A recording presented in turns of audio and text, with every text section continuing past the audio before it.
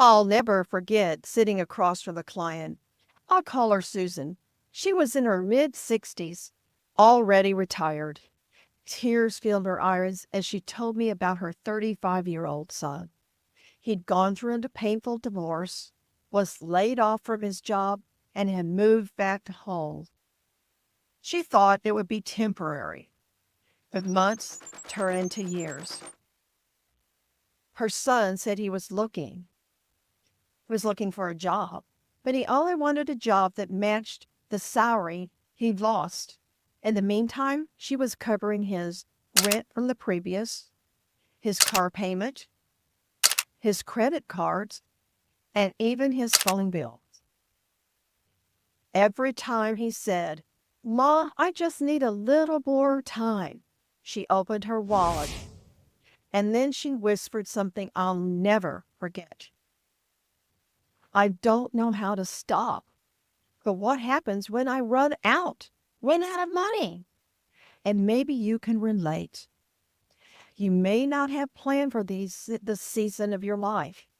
Maybe you thought by the time your kids hit 30, you'd be focusing on your retirement or thinking about retiring, traveling, or finally catching your breath.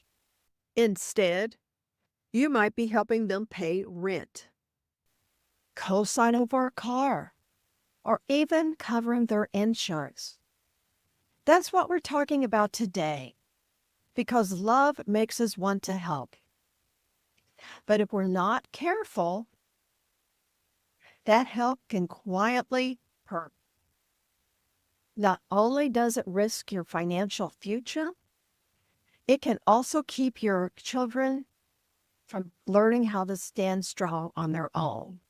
Before we go any further, let me encourage you. If this speaks to you, hit the like button below, subscribe to my channel, or share this with someone who may need to hear it today, or someone that you know that needs to hear it. And leave a comment below. I would love to hear about your story. It could very well be the encouragement other parents need to hear also. Hi, I'm Vicki Joern, a financial advocate, and I help people walk through some of life's hardest transitions.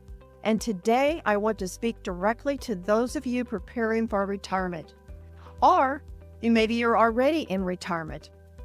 Every season of retirement brings its own challenges, and for some, it's healthcare cost. For others, it could be market changes. And for many, it's the unexpected reality of still supporting grown children. And that's what I want to focus on today, because it's an area that often goes unspoken. But it can quietly put pressure on the savings you worked decades to build. And I know from countless conversations, most parents don't want to become a burden in their later years to their children. That's why today's conversation is so important. Parents never stop being parents. That instinct to protect and provide doesn't have an expiration date. We see our children hurting. Maybe it's after divorce, a job loss, or an unexpected bill they didn't plan. And our first reaction is to help them. Let me help. I've been there. I understand that. We tell ourselves it's just for a little while until things get better. And times, yes, it does get better. That short-term help makes all the difference. But here's what often happens. What starts out as temporary becomes ongoing. A car repair turns into covering rent. Rent turns into co-signing a loan.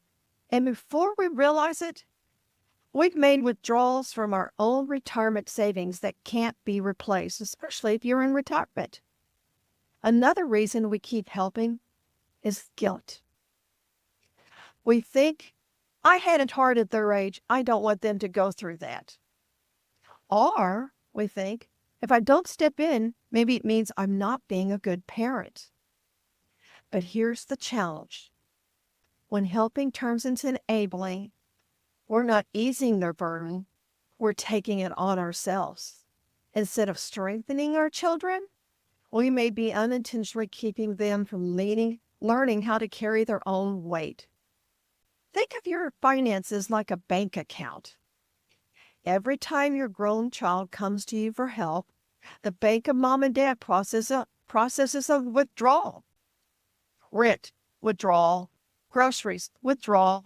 A car repair, or even a vacation they couldn't quite afford, another withdrawal. And so sometimes it's not the big expenses, it's those smaller ones like paying their phone bill or something smaller or their streaming services month to month. But here's the thing. This bank doesn't have unlimited reserves. Once your retirement savings are gone, especially if you're retired, they're gone. And unlike when you were working, you don't have decades left to rebuild. Let me share a story. A couple I worked with told me, "Vicki, we feel like we've become the family ATM." Their daughter was in her late 30s, working full-time, but she was always short. First they paid for her phone plan, then her car insurance, then her credit cards when she overspent. On the outside, she looked like she was managing and doing well. Going out with friends, taking small trips, and posting it on Facebook. But behind the scenes, her parents were quietly footing the bill. The problem, they were dipping into the retirement funds. And when we sat down to look at the numbers, they were surprised. They realized if they kept up this pace, that without doing anything or saying anything, in the next 10 years, they would be running out of money. They weren't upset with their daughter. They loved her. But what shook them was how many withdrawals had added up without them noticing. It was so small bill kept adding up, adding up. And all of a sudden, it got bigger. That's how the bank of mom and dad often works. Little by little, until one day you realize the balance is dangerously low. And if you've got longevity in your family, this is extremely concerning also. And that's why this conversation matters, because it's not about saying you can't help. It's about protecting your reserves that you worked so hard for, the very things that help you stay independent later in life. This isn't just one family story. It's happening everywhere right now. Adult children moving back home after layoffs or job downsizing. What was meant to be a 3-month stopgap has stretched into 2 years, 4 years, 5 years, with parents quietly covering groceries, utilities, gas, and other expenses. Parents still pay for student loans long after their kids have graduated. And I'm sure many of you have heard that or feel that. They tell themselves, I'll just help until they're caught up. But those payments are eating into their retirement savings.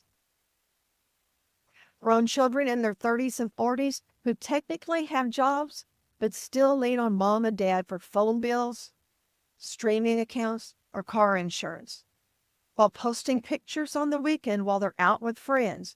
What's wrong with this picture? And in some cases, parents dipping into retirement savings help cover the cost of a child's divorce or unexpected medical bills. We see that a lot. Each situation starts with love. It's temporary, you tell yourself. But without clear boundaries, temporary help too often becomes permanent support. And here's the quiet danger. Many parents don't talk about it. They don't want their friends to know they're still covering a 35-year-old's bills. So it stays hidden until one day they're looking at their retirement accounts and realizing how much has been drained. So if you find yourself in this position, how do you love your children well without sacrificing your own financial security? Well, let me share 5 wise shifts that can make the difference, all the difference.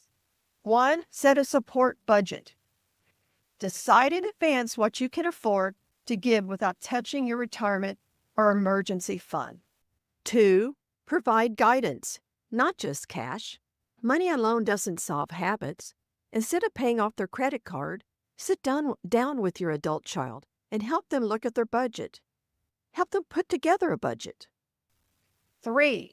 Create boundaries. Support should be clear and time limited.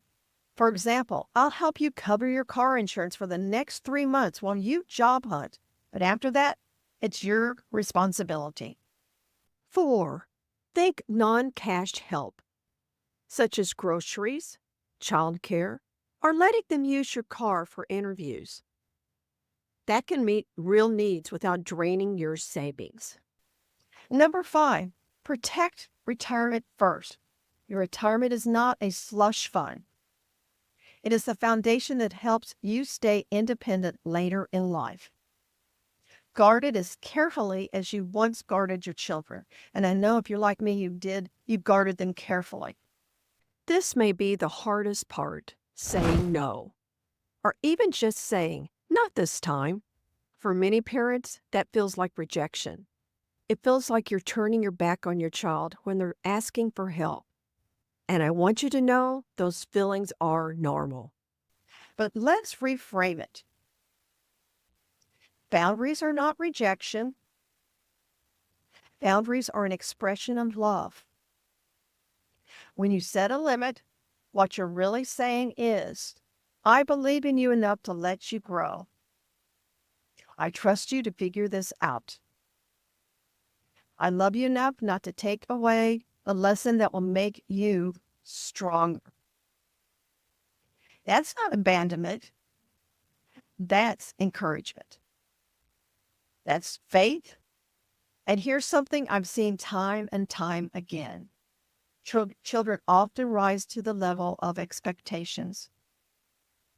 When parents step back, many adult children begin to step forward because they finally feel the weight of responsibility that pushes them forward.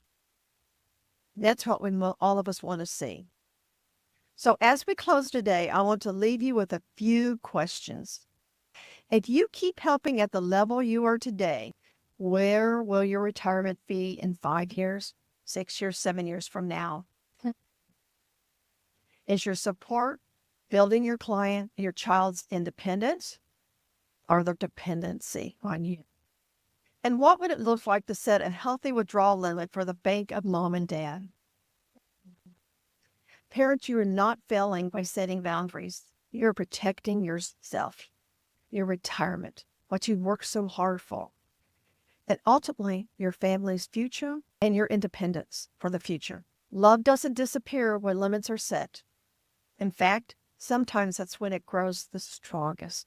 If this conversation has resonated with you, I encourage you to like this video, share this channel with others, and also share it with a friend or someone who might be going through this season of their life that needs to hear this. And please leave a comment below. I would love to hear your story of encouragement for others, what has worked for you or what you're going through. It's always nice to share because thriving through transitions, it means making wise choices today. But also, it's being financially prepared for today and the uncertainties of tomorrow.